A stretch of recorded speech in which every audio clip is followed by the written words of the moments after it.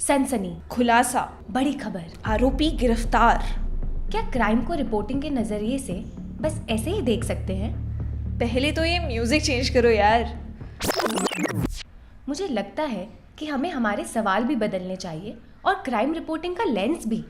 आरोपी, पीड़ित और अपराध, सिर्फ ये 3 पहलू थोड़ी हैं।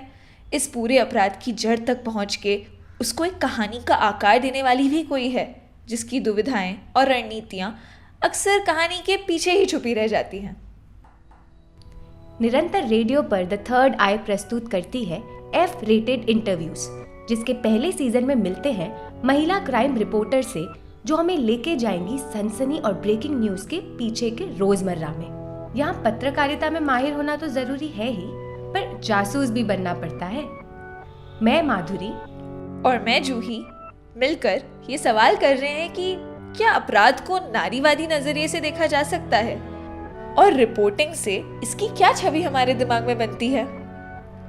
ये इंटरव्यू शो उन तमाम जगहों पर एफ रेट माने फेमिनिस्ट सोच को टटोलने की एक कोशिश है, और हमारा एक ही तरीका है, हम तो सवाल पूछेंगे।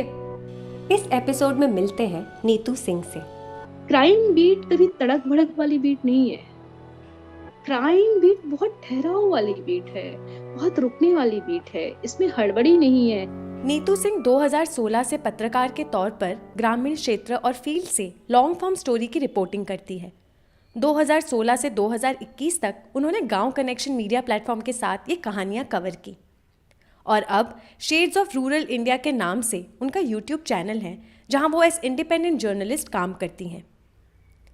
वो कहती हैं कि क्राइम बीट ब्रेकिंग न्यूज़ नहीं है, उसमें कई पहलू को देखने समझने में वक्त लगता है। इस एपिसोड में वो उस हर इंग्रेडिएंट को खोल के रखती हैं जिससे एक मुकम्मल कहानी बनती है। वो ये भी बताती है कि क्राइम के साथ डील करने वाले अधिकारी इस कहानी में क्या कर रहे हैं। हाय नीतू, एफ रेटेड इंटरव्यू पर आपका स्वागत है। को ये सिखाया किसने, या ये आपके दिमाग में कैसे आया कि मैं एक पत्रकार बनूं? हमने तो बड़े होते हुए आसपास नहीं देखे इतने जर्नलिस्ट, और वो भी खास करके क्राइम पत्रकार, तो ये कैसे हुआ? तो सबसे पहले तो आपको बहुत बहुत शुक्रिया कि आपने हमें एक मौका दिया अपने अनुभव साझा करने का। पता नहीं मतलब इसको मैं कैसे आपको बताऊं। मैं पहले रेडियो में काम करती थी, और मैंने अपने गांव में ऐसी बहुत सारी घटनाओं के बारे में सुना था। मैं आपको सच बता रही हूँ ईमानदारी से, मुझे नहीं पता था कि रेप जैसी घटनाएं कैसी होती हैं, वो लोग कैसे होते होंगे, उनसे कैसे बात की जाती है। जब मैंने 2016 में गांव कनेक्शन ज्वाइन किया, तब मैं रेप सर्वाइवर से मिली थी पहली बार। और निश्चित तौर पे ये कहने में मुझे कभी किसी मंच पे मतलब संकोच नहीं हुआ कि गांव कनेक्शन के जो फाउंडर हैं नीलेश मिश्रा जी, उन्होंने मुझे इस तरह की रिपोर्टिंग करने में काफी सपोर्ट किया। मतलब उन्हें ऐसा लगता था कि मैं एक बहुत ही संवेदनशील लड़की हूँ, पता नहीं कैसे लगता था, मुझे नहीं आइडिया। पर उन्होंने मुझे ये बीट दी, क्राइम बीट और क्राइम एंड जस्टिस बीट। और मेरी कहानियों का जब धीरे धीरे असर होता गया ना, और वो खुद इनफैक्ट मेरे साथ इन कहानियों को कवर करने के लिए साथ में गए एक दफा। तो जब आप किसी संस्थान में काम कर रहे होते हैं, इस तरह की कहानियां काम कर रहे होते हैं, तो जो आपके संस्थान के जो सर्वेसर्वा लोग होते हैं, जो एडिटर पक्ष पे होते हैं, अगर वो आपको थोड़ा सा भी पुश कर दे, थोड़ा सा भी सपोर्ट कर दे, तो एक रिपोर्टर के लिए इस तरह की कहानियां करना और आसान हो जाता है। तो अगर मैं सिखाने की बात करूँ इस तरह के मामले में, हालांकि ये तो मैं स्टोरी करते करते, क्योंकि मैं सिर्फ रिपोर्टिंग नहीं करती हूँ, मुझे लगता है कि अगर मेरी जेंडर बीट है तो इस पे जो होने वाली कार्यशालाएं हैं उस पे मैंने हमेशा से काम किया है, हमेशा ज्वाइन किया है उन कार्यशालाओं को। मैंने सिर्फ ना केवल इस बीट पे काम किया, बल्कि मैंने जेंडर रिलेटेड जितनी मुद्दा आधारित वर्कशॉप है उसको बहुत ज्यादा अटेंड किया है। मुझे उन मुद्दों की बहुत बखूबी समझ है। हमें सर्वाइवर इस्तेमाल करना है या पीड़ित इस्तेमाल करना है, या हमें किन शब्दों का चुनाव करना है, कितनी पहचान रखनी है, इस सब पे हमने ट्रेनिंग ली है। और हम अपने काम में दिन पे दिन, अभी भी मैं ट्रेनिंग लेने जाती हूँ, मैं एज अ ट्रेनर हूँ, मैं लोगों को ट्रेनिंग देती हूँ जर्नलिज्म की। पर एज अ पार्टिसिपेट मैं बहुत ट्रेनिंग में पार्टिसिपेट जाके करती हूँ। अभी भी मुझे लगता है कि मेरी स्टोरी में कुछ कमी रह गई, मुझे सीखना है।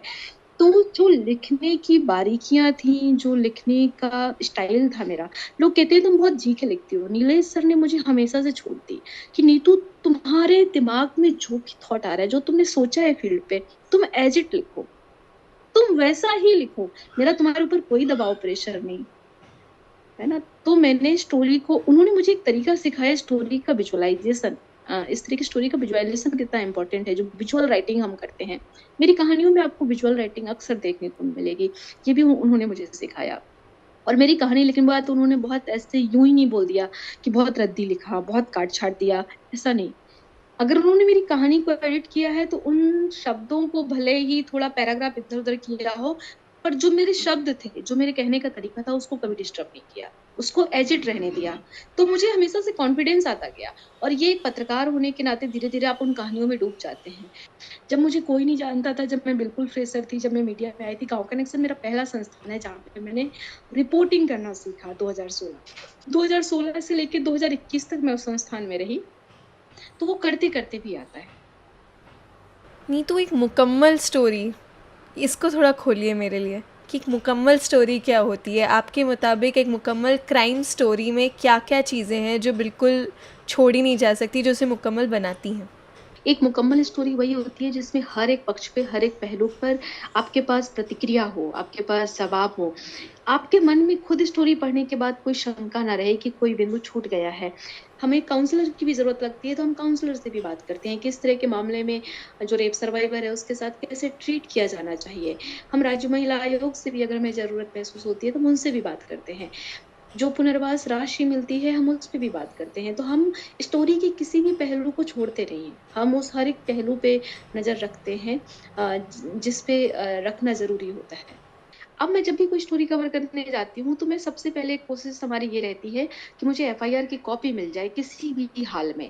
तो एक बार मैं जब एफआईआर को पढ़ लेती हूँ ना, उसके बाद में जब सर्वाइवर परिवार से बात करती हूँ या मैं जब पुलिस से बात करती हूँ, तो मैं तीनों के बयान को बहुत दिमाग से बहुत कंसल्टेंसली रिकॉर्ड कर रही होती हूँ अपने दिमाग में कि अच्छा पुलिस ने क्या कहा, एफआईआर में ये लिखा है, परिवार क्या कह रहा है, लोग क्या कह रहे हैं। शब्दों का हेरफेर ही तो है हमारी धाराओं में। हमने कह दिया हमारे साथ गलत काम हुआ, यानी छेड़छाड़ हुई, आपने धाराएं रेप से हटा के छेड़छाड़ में शिफ्ट कर दी। और फिर अगर वो बाद में अपना बयान बदलती है तो आपने केस कमजोर कर दिया, क्योंकि पहले बार की कही बात घटना के तुरंत बाद ही मजबूत होती है ना। ये बहुत बारीकी सी बातें हैं जिसका जानना समझना बेहद इम्पोर्टेंट है। सही जानकारी के अभाव में सही शब्दों का उच्चारण ना होने की वजह से, हमारी शब्दावली का हेरफेर होने की वजह से धाराएं कमजोर होती हैं, केस कमजोर होता है, जिसका सीधे तौर पे अपराधी को फायदा होता है। तो हम कह सकते हैं कि इस तरह की कहानियों में बहुत अलर्टनेस की जरूरत है। ऐसी हेडिंग नहीं लगानी है कि नहीं ऐसी हेडिंग लगाओ कि वो एकदम चल जाए, नहीं चल सकती। ये हेडिंग ही सवाल पूछे सरकार से, है ना। ये हेडिंग हर किसी के मन को झकझोरे, वो कहानियां होनी चाहिए ना। हेडिंग तो वैसी होनी चाहिए। मुझे बड़ा अफसोस होता है जब अखबार वाले, बहुत सारे वेबसाइट वाले लिखते हैं कि उस लड़की का उस लड़के के साथ अफेयर था तभी हुआ गैंगरेप। मुझे बहुत चिंता होती है वाकई में। मुझे उस पत्रकार पे भी चिंता होती है, उस संस्थान पे भी चिंता होती है। ऐसे क्यों लिख दिया गया? और हमारी स्टोरी में अगर ये बात नहीं लिखी जाती, क्या स्टोरी हमारी कमजोर हो जाती? अफेयर कह के हमें क्यों केस कमजोर करना है? ये शब्दावली आपको समझनी पड़ेगी ना। पुलिस अधिकारी क्यों ढिठाई दिखाते हैं? क्योंकि उन्होंने तो दिमाग में बना लिया ना, लड़की का केस अफेयर, दलित तो पैसों वजह से थाने में आई। जब आपकी मानसिकता भी वही है, तभी मैं कह रही हूँ ना कि दिमाग को खाली करके फील्ड पे जाना है। हम पहले से ही अपने दिमाग को एक उसके साथ जाएंगे, पूर्वाभास के साथ, तो हम उस पूर्वाभास से निकल नहीं पाएंगे। और हमें ये दिखाना होता है कि ये स्टोरी अभी करना हमारे लिए क्यों महत्वपूर्ण है, उसमें हम क्या नया एंगल दे रहे हैं, ताकि आप 3 साल बाद भी इस कहानी को पढ़ो उसी इम्पोर्टेंस के साथ, जिस इम्पोर्टेंस के साथ जिस दिन बच्ची की घटना हुई थी उस दिन जो लाखों पत्रकार वहां पे पहुंचे थे हजारों की संख्या में, जितनी इम्पोर्टेंट उस दिन ये कहानी थी उतनी ही इम्पोर्टेंट ये कहानी 3 साल बाद भी है। तो हमारी जिम्मेवारी कई गुना बढ़ जाती है। तो मुकम्मल स्टोरी का मतलब यही है कि हमें हर एक पक्ष से बात करनी है, हमें अपने दिमाग को बहुत अलर्ट रखना है। स्टोरी पढ़ते हुए हमारे दिमाग में कहीं से ये आए नहीं कि नहीं हमारी स्टोरी में कहीं कुछ गैप हो गया है। अगर ये आएगा तो फिर स्टोरी हमारी मुकम्मल स्टोरी नहीं हो सकती। आपका एक शब्द पकड़ के जो आप बारीकी कह रहे हैं कि शब्दों की हेरा फेरी तो है, और आपने भी कहीं कहा कि जब आप लिखना सीख रही थी तो यही शब्दों को विजुअल इमेजिनेशन आप दे रही थी, कल्पना। तो नीतू, आपका एक ऐसे भी हमने देखा था जहाँ पे आपने फ़ोटोज़ के ज़रिए एक कहानी कही है। हाँ, तो थोड़ा सा हम बस आपसे ये जानना चाह रहे थे कि एक क्राइम की फ़ोटो क्या होती है? देखिए, पहली बात तो ये है कि हम कभी मीडिया की होड़ में रहना नहीं चाहते, किसी भी रिपोर्ट को करते वक़्त, कभी नहीं। कभी आपको रेप जैसी स्टोरी में, क्राइम बीट में आपको ब्रेकिंग न्यूज़ के हिस्से में नहीं जाना है, ब्रेकिंग न्यूज़ का पार्ट नहीं बनना है, मेरा अपना व्यक्तिगत मत है। क्राइम बीट कभी तड़क-भड़क वाली बीट नहीं है। क्राइम बीट बहुत ठहराव वाली बीट है, बहुत रुकने वाली बीट है, इसमें हड़बड़ी नहीं है और तस्वीरें बहुत होती हैं। मतलब एक लड़की हूँ, इसके कई फ़ायदे भी मिलते हैं इस तरह की तस्वीरों को लेने में। उस फ़ायदा ये कि हम घर के अंदर तक जाके तस्वीरें ले आ पाते हैं। कई बार जब रिपोर्टर फ़ील्ड में जाते हैं ना, वो डेड बॉडी के आस-पास ही रहते हैं, वो मूवमेंट नहीं करते हैं। डेड बॉडी जहाँ पे है, जहाँ भीड़-भाड़ है, जहाँ पे लोग हैं, वो उसी के आस-पास रहते हैं, है ना? उसके आस-पास के अलावा भी बहुत तस्वीरें हैं, बहुत। तस्वीरों में ये ध्यान ज़रूर दे रही होती हूँ कि कहीं से भी ऐसी कोई तस्वीर ना आए जो किसी को भी किसी भी तरीके से हाथ पहुँचाए और जो सर्वाइवर है उसकी पहचान कहीं से भी उजागर हो। और अगर आपने उन्नाव वाला हमारा केस देखा होगा, आप शायद उसी स्टोरी की बात कर रही हैं। मैंने 10, 12, 15 फ़ोटो ली थी और उस फ़ोटो के ज़रिए उस पूरे लड़की के घर की स्थिति बताई थी। जो एक मैंने तस्वीर ली थी कि लड़की के घर पे चूल्हा जला था और रोटी रखी हुई थी। वो लड़की वो रोटी बना के खेत में गई थी। वो उस लड़की के हाथ की बनी की रोटी हुई थी रखी थी। फ़ोटो किसी के पास नहीं थी। उस लड़की का शौचालय कैसा था, जहाँ पे रोज़ नहाती थी, आपने देखा होगा, साड़ियाँ फटी-फटी साड़ियाँ थी, टूटी हुई दीवार थी, पूरा एक शौचालय था, इम्पोर्टेंट तस्वीर थी। और बहुत सारे सवाल खड़े करने वाली तस्वीर थी, एक वो तस्वीर थी। उसका घर कैसा था?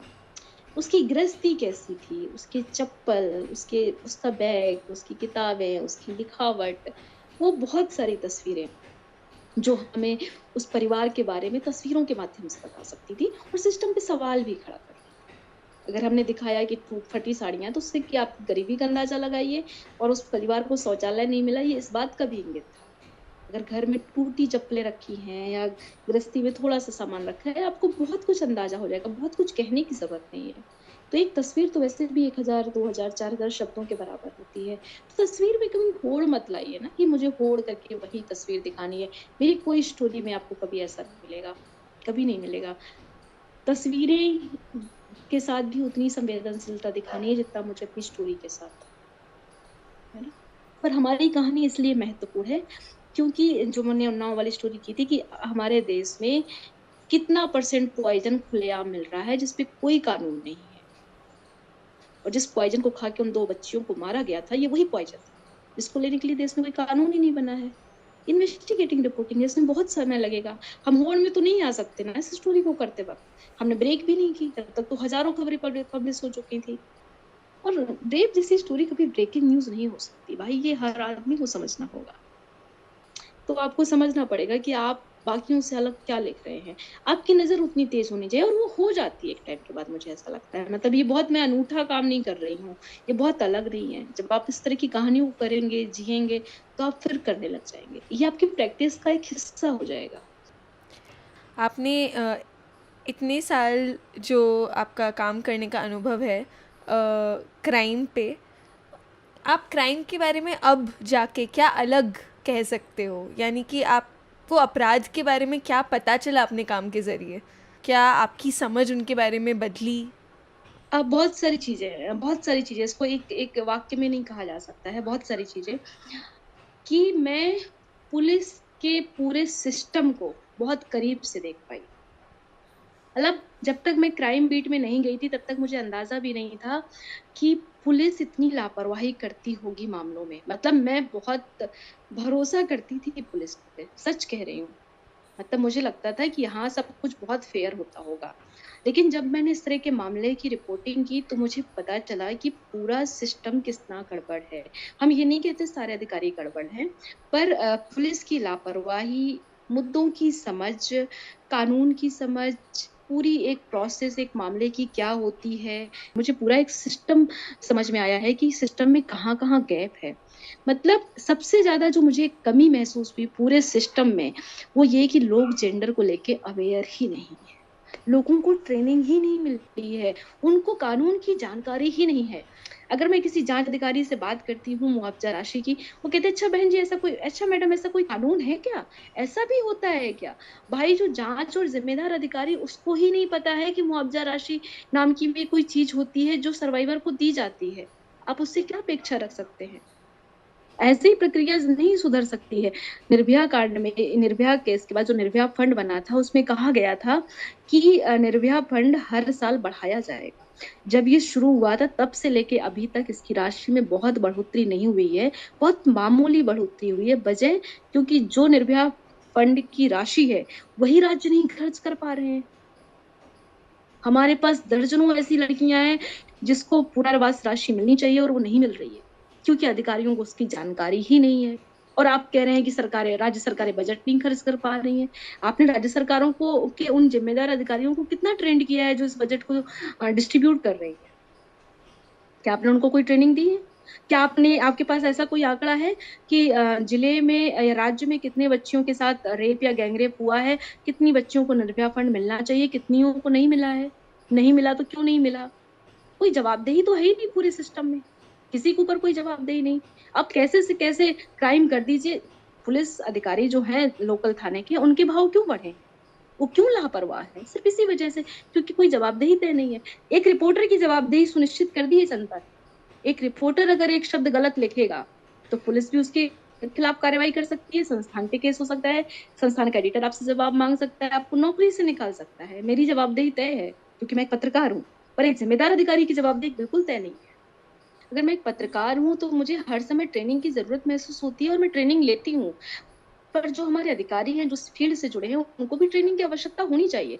तो बच्ची से बार बार सवाल ये नहीं पूछते किसी भी रेप सर्वाइवर से कि अच्छा उस दिन आपके साथ रेप कैसे हुआ, फिर क्या किया, फिर कपड़े उतारे, फिर कपड़े कहाँ रखे, फिर कैसे किया, ये सवाल कतई नहीं पूछते। और बार बार बच्ची को इतना मानसिक रूप से प्रताड़ित नहीं करते। जिस तरह से बच्चियां मुझे बताती हैं कि वो कैसे सवाल पूछते हैं, मैं सुन के बहुत क्रोधित हो जाती हूँ। इससे हमारी स्टोरी कहाँ से कमजोर पड़ जाएगी अगर इस पे हम बार बार नहीं पूरे देंगे तो।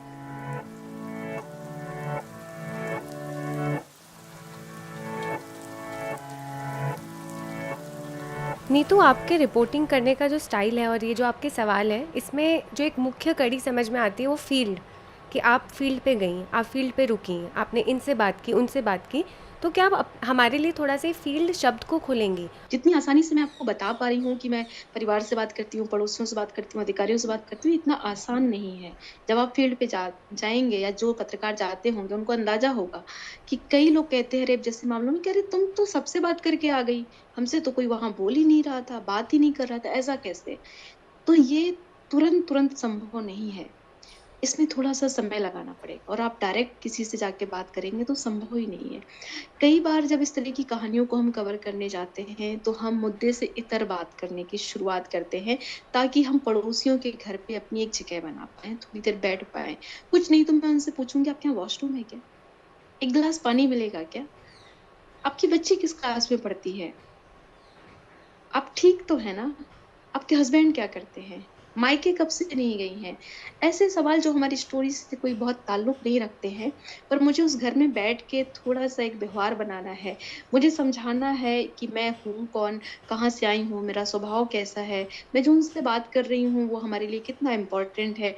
जब तक आप ये चीज़ नहीं कर पाएँगे तब तक फील्ड पे बात करना इतना आसान नहीं, क्योंकि रेप जैसे मामलों में कोई बात करने के लिए तैयार नहीं होता है। तो नीतू, जब कोई बात करने के लिए तैयार नहीं होता है तो फिर आप ये खबर की रिपोर्ट कैसे करती हैं?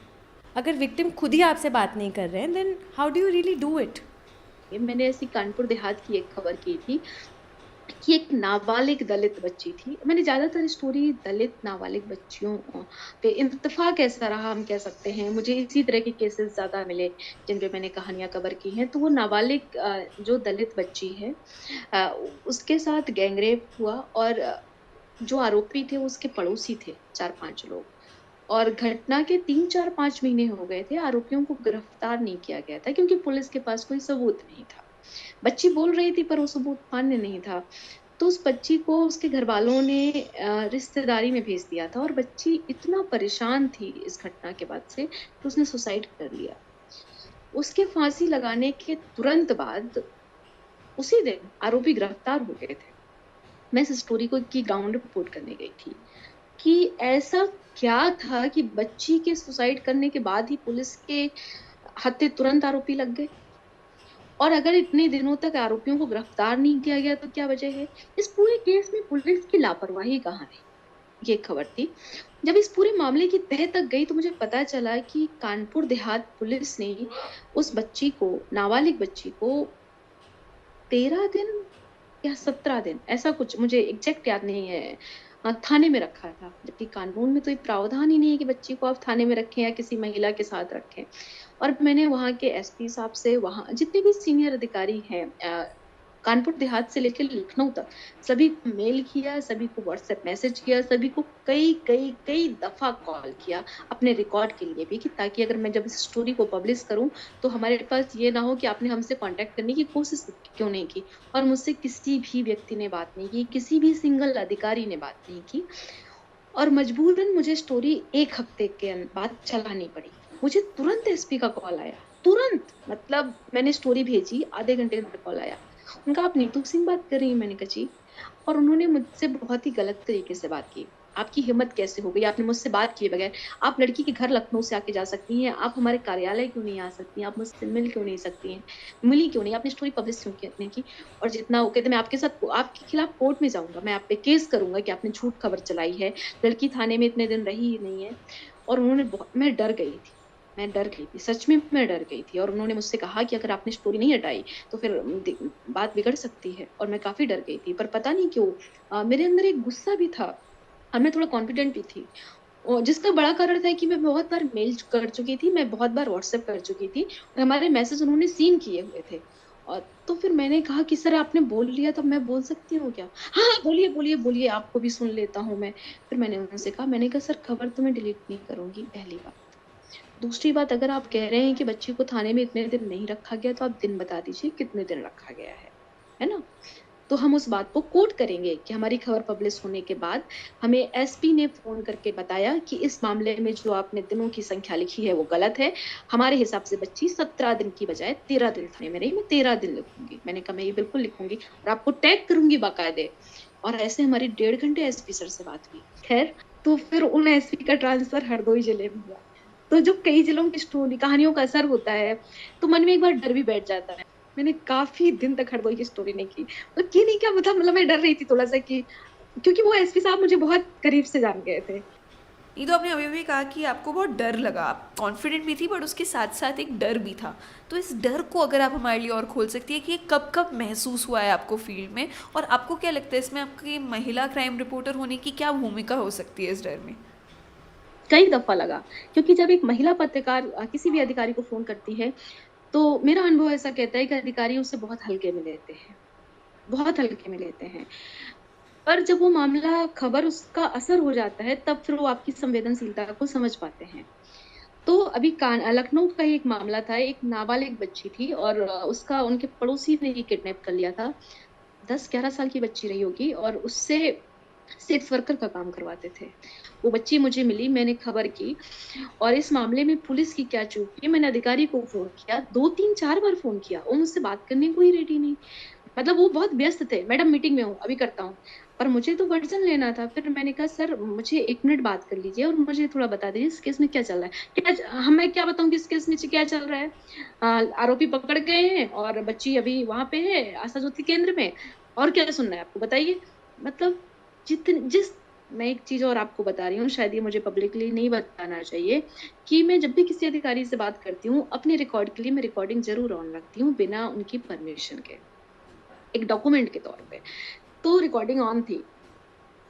तो जब भी मैं कोई अधिकारी की बाइट लिखती हूँ विशेषकर, वैसे तो मैं सभी की बाइट सुनकर ही रिकॉर्ड की हुई बाइट लिखती हूँ, तभी आप मेरी अगर स्टोरी पढ़ेंगे तो आपको वो शब्द सा, अक्षर सा चीजें नजर आएंगी। कहीं भी वाक्य खत्म हो रहा है, कहीं से भी शुरू हो रहा है, क्योंकि जो वो बोलते हैं हम वैसा ही लिखते हैं, हम कुछ भी जोड़ते घटाते नहीं है। क्योंकि मैं बहुत फंस चुकी हूँ इस तरह के मामलों में ना, वो तो हमने ऐसा कहा ही नहीं था, वो आपने अपने आप लिख दिया, तो फिर मैं रिकॉर्ड ही कर लेती हूँ ना कि मैं शब्द सा लिख सकूं। तो मैंने लिख दिया, स्टोरी पब्लिश हुई। अब आदमी की नौकरी जाने वाली थी। अब मेरे ऊपर बहुत दबाव कि मैं, अधिकारी कह रहे हैं, मतलब ये कहानी हमारे संस्थान तक पहुंची, फोन पहुंचा कि आपकी रिपोर्टर ने मुझसे तो बात ही नहीं की, रिपोर्टर आपकी इतनी जल्दबाजी में थी ये स्टोरी के कि उसने फटाफट फ़ोन किया और 30 सेकंड के अंदर रखा और मैं बता ही नहीं पाया कि मैंने इस स्टोरी में तो मैंने बहुत मेहनत की, मैंने अधिकारियों को सॉरी आरोपी को 24 घंटे के अंदर पकड़ा, लेकिन आपकी रिपोर्टर तो कुछ सुनने के लिए तैयार नहीं थी। अच्छी बात है कि मेरे पास रिकॉर्डिंग थी। आपने तो मुझे बहुत हल्के में लिया ना, आपको लगा कि ऐसे ही किसी पत्रकार ने कर दिया होगा। पर जब स्टोरी ने तूल पकड़ लिया, ट्विटर पे वायरल हो गई, जब आपकी नौकरी जाने की स्थिति हो गई, तो आप कह रहे हैं कि रिपोर्टर आपकी असंवेदनशील है। तो ऐसा कई बार हुआ है। महिला पत्रकारों को अधिकारी गंभीरता से नहीं लेते हैं, उनको लगता है कि ये ऐसे ही, यूँ ही आके कर दिया। तो इसलिए मुझे लगता है कि जब रेप जैसी स्टोरी करते हैं, तो हमारी मेहनत कई गुना ज़्यादा बढ़ जाती है पुरुष पत्रकारों की तुलना में उस स्टोरी को कवर करने में। हमें बहुत एफर्ट लगाने पड़ते हैं, हमें बहुत मेहनत करनी पड़ती है, हमें बहुत तरीके से अधिकारियों से बात करनी पड़ती है, तब हमारी एक मुकम्मल स्टोरी पब्लिश हो पाती है। आप बार बार एक टर्म यूज़ करती हैं, खबर का असर हो गया, वायरल हो गई। क्या इसको थोड़ा खोलेंगे कि रिपोर्टिंग में इस असर का होना, ये जो इम्पैक्ट है, इसके क्या मायने हैं? आप उदाहरण देके भी बता सकती हैं। कि अभी मैं आपको बता रही हूँ, एक स्टोरी थी हरदोई की, जिसमें एक बच्ची के साथ गैंगरेप हुआ था और बच्ची माँ बन गई थी और बच्ची के पास एक छोटा सा बेबी था। मैं स्टोरी करने गई, बहुत गरीब परिवार। माँ ने मुझसे कहा कि मैं अपनी पायल गिरवी रखने जाऊँगी। उसके बच्चे को जन्म हुए 10-12 दिन हो गए थे और वो उसकी माँ दाल का पानी उसको पिला रही थी बच्ची को। उसके लिए तब तक कोई मिठाई नहीं बनाई गई थी, कोई दूध का इंतज़ाम नहीं था, उनके पास पैसा नहीं था। तो वो बच्ची के कह रही थी कि मैं कल जाऊँगी तो मैं पायल रख के आऊँगी, तब फिर मैं इसके लिए कुछ सामान लाऊँगी। मुझसे रहा नहीं गया, मैंने हालाँकि कुछ मदद की उनकी। पर फिर मैंने पूछा कि पुनर्वास राशि नहीं मिली क्या आपको, जो फंड मिलता है बच्ची पर? नाबालिग दलित बच्ची थी, तो उन्होंने कहा नहीं मिला है। तो मैंने बात की, तो जो प्रोविजन अधिकारी है जिनके अंडर में काम आता है, वो एक महिला थी। मैं इसका फ़ायदा बताती हूँ कि एक महिला कितनी गंभीरता से कहानी को लेती है, किसी भी चीज़ को। मैंने उनको बताया कि मैं एक स्वतंत्र पत्रकार हूँ और इस मीडिया हाउस के लिए स्टोरी कर रही हूँ और इस बच्ची को अभी तक ये राशि नहीं मिली है। परिवार बहुत गरीब है और उस परिवार को इस वक़्त पैसों की सख्त ज़रूरत है और क्या सिचुएशन है, मैंने सब कुछ बताया। उन मैडम ने मुझसे रिक्वेस्ट किया कि मैडम मैं आपसे रिक्वेस्ट कर रही हूँ, आप इस स्टोरी को 2 दिन पब्लिश मत करिए। मुझे सिर्फ़ 2 दिन का समय दीजिए और मैं देखती हूँ कि इस मामले में कहाँ चूक रह गई है। मैं रुकी 2 दिन उस स्टोरी के लिए और 2 दिन बाद उन्होंने मुझे फ़ोन किया कि मैडम कुछ नहीं, फ़ाइल रखी थी, साइन एक करना बकाया था और पैसे बच्ची के खाते में पहुँच गए हैं, आप फ़ोन करके पूछ लीजिए। मेरी स्टोरी पब्लिश नहीं हुई थी। मैंने पता किया, पता चला कि बच्ची के खाते में 6-7 लाख रुपए जो पहुँचना था, पहुँच गया। ये एक फीमेल अधिकारी की बात मैं कर रही हूँ। उसने उस मामले की गंभीरता को कितना समझा और मेरे लिए क्या बुराई थी कि मुझे उसको उसके खिलाफ ही जाके पब्लिश करना है। और मुझे ये लिखना क्या स्टोरी में ज़रूरी था कि हमने जब फ़ोन किया तो उन्होंने कहा 2 दिन आप स्टोरी रोकिए, हम करते हैं, इसकी कोई ज़रूरत ही नहीं थी। कहने का तात्पर्य ये है कि हमें जो करना था वो हमने बहुत शांति से, बहुत अच्छे से कर लिया। हमारा काम पूरा हो गया। कई बार हमें एक बियॉन्ड द फील्ड काम करना पड़ता है और हम करते हैं और यही वजह है कि कई सारे मामलों में पर अब हम कई बार परेशान भी हो जाते हैं कि 2-4-5 कहानियों का असर हो गया तो लोगों को लगता है मैं हर कहानी का असर होगा, पर हर कहानी का असर नहीं हो पाता है, बहुत पछतावा होता है। लोग पीछे पड़ के रह जाते हैं कि मैडम आप तो आई थी, आप तो कर ले गई, आपने तो कुछ किया ही नहीं, बहुत गिल्ट फील होता है। तो उन कहानियों में कई बार मैं पर्सनली अधिकारियों को फ़ोन करती हूँ कि क्या चूक रह गई? क्या दिक्कत आ रही है? आप मुझे बताइए, मैं वकील से बात करती हूँ। ये मेरा एक्स्ट्रा एफर्ट है मेरी स्टोरी के लिए।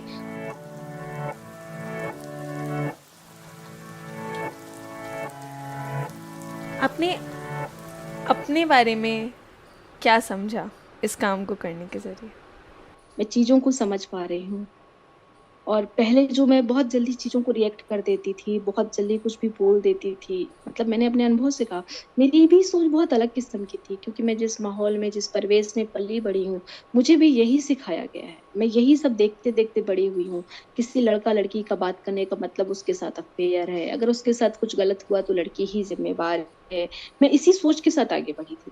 पर काम करते-करते मैंने ये सीखा और मैं सीख रही हूँ अभी भी मैं प्रोसेस में हूँ कि शायद मैं कितना गलत थी और मुझे एक अच्छा माहौल कह सकते हैं शायद।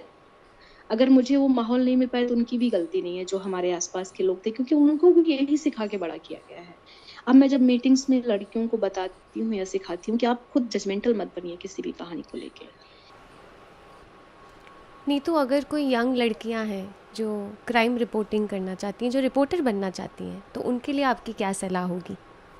अगर आप बहुत सतही तौर पे ग्राउंड पे जाएँगे, तो आपकी स्टोरी बहुत सतही होगी। आपका लिखा एक गलत शब्द किसी भी केस को इधर से उधर कर सकता है।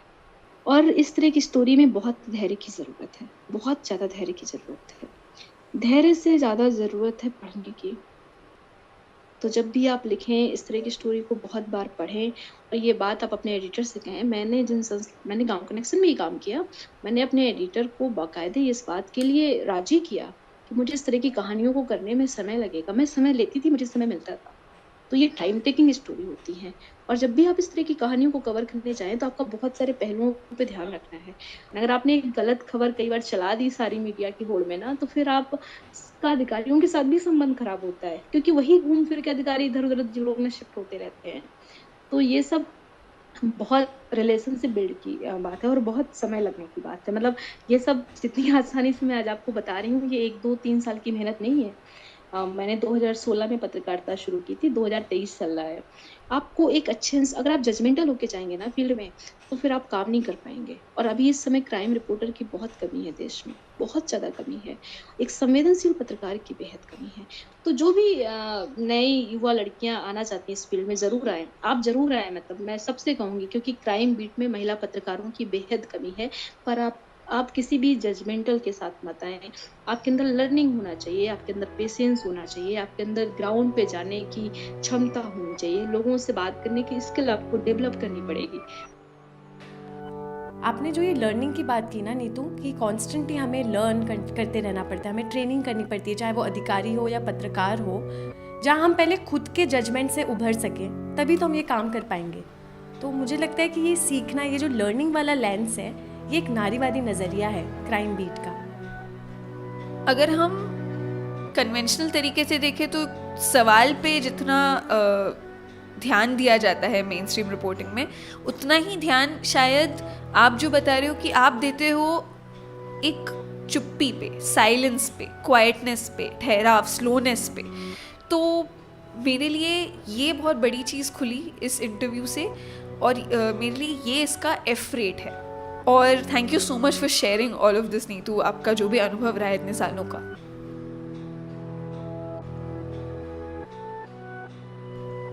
निरंतर रेडियो पर महिला क्राइम रिपोर्टर्स के साथ ये बातचीत जारी रहेगी।